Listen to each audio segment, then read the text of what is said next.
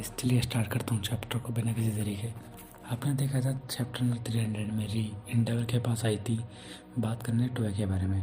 तो गाइस पहले फ्लैशबैक से स्टार्ट होता है जब एंडेवर अपनी मैरिज का प्रपोजल लेके आता है री की फैमिली के पास। तो उसकी मॉम कहती है कि ये बहुत अच्छी बात है कि हमें नंबर 1 कंटेंटर जो है हीरो में बनने वाला है उसकी तरफ से एक ऑफर आया है, बट हमारी लड़की वो बिल्कुल एक आइस की तरह है। फिर एंडेवर और उसकी पहली जो मुलाकात होती है उसमें वो अपनी एंडेवर उसने बताया था कि वो फ्लेवर पसंद करती है, उन्होंने एंडेवर को बताया था। एंडेवर को वो आज तक याद है, वो फ्लेवर उसके लिए रखता रहता है हमेशा हॉस्पिटल में। वो वाला मोमेंट आता है जब उसे बताती है कि हाँ ये फ्लेवर बहुत ब्यूटीफुल है, लेकिन अगर मैंने टच करूँगी तो ये मेल्ट हो जाएंगे। उसके बाद फिर वो उससे बात करती है। सीधा हम वापस जाते हैं स्टोरी पे। एंडेवर कहता है री है तुम ठीक हो? री कहती है नहीं मैं बिल्कुल ठीक नहीं हूँ, इसलिए मैं यहाँ पे आई हूँ तुमसे बात करने। उसके बाद डाबी के ऊपर कहानी आती है। डाबी कह रहा होता है उस लड़ाई में मैं बिल्कुल पूरी की तरह अपने आप से कंट्रोल खो चुका था और मैंने अपने आप को पूरा जला लिया, अब मुझे कुछ भी फील नहीं हो रहा। बट मेरे ओल्ड मैन अभी तक मरे नहीं होंगे, मैं जानता हूँ ऐसा आदमी नहीं उतनी साइंस हमारे। मैं उसका फेस देखने आता हूँ पूरी पब्लिक के सामने, जब वो जाएगा मैं देखने आता हूँ उसको मैच सिक्योर होते हुए कि उसका जब पूरा पूरा फेस उसकी आइडेंटिटी एक्सप्लोर होगी।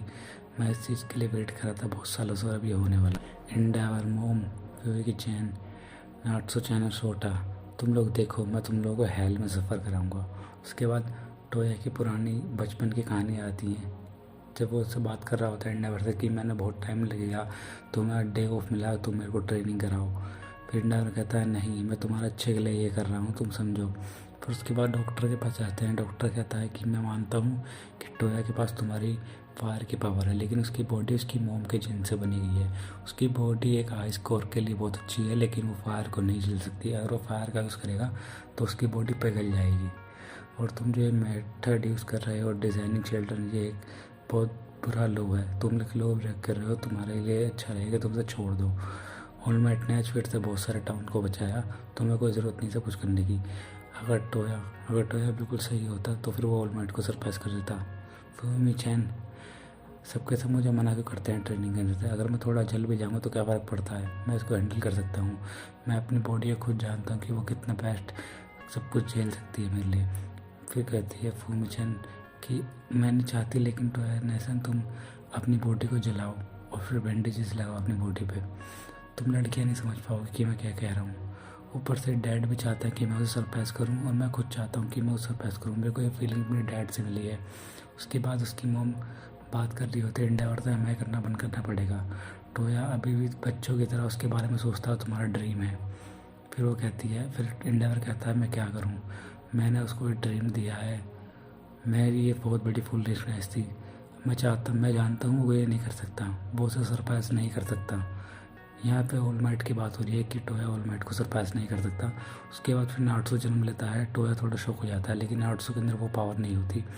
फिर उसको देखती रहती है फिर री की टोया कैसे बदल रहा है अपने भाइयों बहनों को देख के। उसके बाद फिर शोटा पैदा होता है।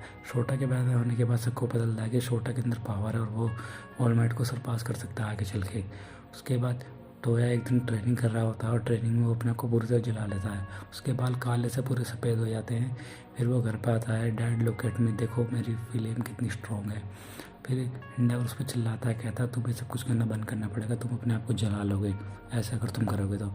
टोया कहता है लुक डैड मैंने सब कुछ खेलना वेलना छोड़ दिया है। फिर एंडेवर कहता है कि तुम्हें अपने भाई बहनों के साथ खेलना चाहिए, नाटसोर्स का स्कूल में थोड़े दोस्त बनाना चाहिए, तुम्हें बाहर वर्ल्ड को भी जीना चाहिए, हीरो बनना ज़्यादा ज़रूरी नहीं है, और भी बहुत सारी चीज़ें हैं हीरो बनने के लिए। फिर वो कहता है तुम्हें सब कुछ अगर ऐसे करोगे तो तुम हीरो के बारे में बिल्कुल भूल जाओगे और बिल्कुल एक नई लाइफ स्टार्ट कर दोगे। फिर टोया कहता है लेकिन सबके साथ स्कूल में हीरो के बारे में ही बात करते हैं। फिर वो कहता है एंडेवर से कि तुम नहीं समझ पाओगे क्योंकि मैं तुम्हारा सन हूँ, तो मुझे ये करना है। फिर री कहती है कि तुम्हें तो शांत करना पड़ेगा, जल्दी तो शांत करो, सबके सब बच्चे रो रहे होते हैं। छोटा वो छोटा होता है और वो री के हाथ में होता है। फिर उसके बाद वो कहता है कि मैं तुम्हारा सपना ही मेरे अंदर है, तो मैं उसको अपने हेड से बाहर नहीं निकाल पाता। Look at me dad. फिर वो उस पर से और ज़्यादा हीट एब्जॉर्ब करने लग जाता है और एक बहुत बड़ी फायर बनाने वाला होता है एंडेवर के सामने। फिर वो कहता है फिर से लुक एट मी, और वो छोटा जो री के हाथ में गोदी में होता है जो भी चल भी नहीं सकता, अभी वो 2-3 महीने का होगा, उसके ऊपर हमला कर देता है।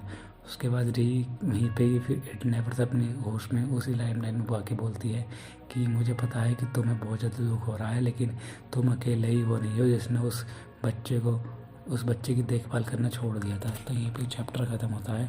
और गाइस चलिए आपसे मिलता हूँ किसी अगले चैप्टर में, तब तक के लिए बाय बाय गाइस।